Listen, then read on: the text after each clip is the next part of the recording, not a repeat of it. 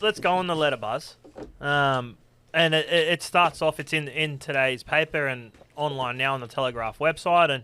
And you start off by thanking Brad Fittler for his services. And I'm very genuinely too. On and off the field and what he's done as a player coach and for the community. And then you start critiquing, I guess, his reign as New South Wales coach. And the conclusion is, as harsh as it sounds and as difficult it is to write, it's time to step aside. Yeah.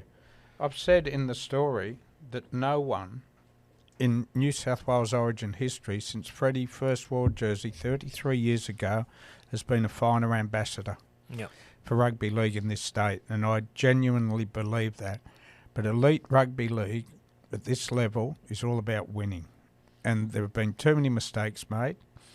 And I think even Freddie's felt it this year, just the pressure. And I think it's time to step aside. And I listed all the halfbacks we've had, Pearce, Cleary, Walker, Maloney. I can keep going. But the important thing I pointed out was he came into great time when Smith had retired. Andrew McCulloch was the first hooker he was up against. Cooper Cronk was gone.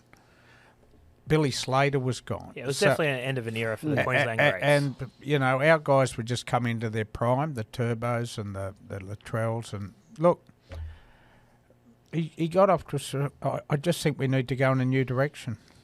Ready, what's your take on Brad Fittler's coaching situation? If they move on from Brad, I completely understand it. I've been one of his biggest critics over the past 2 years probably.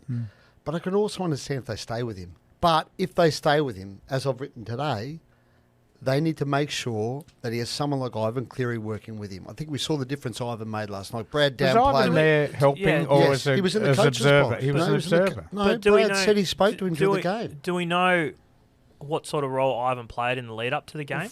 Well, I don't know what sort of role he played in the lead-up, but on the night, I don't think the issue's been in the lead-up necessarily with New South Wales. It's been on a lot of the times on the night, his use of interchange.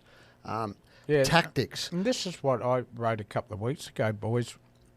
If Joey's running our attack and we've got to change on the run in games and things like that, we can't get to him. He's on 9. Yeah.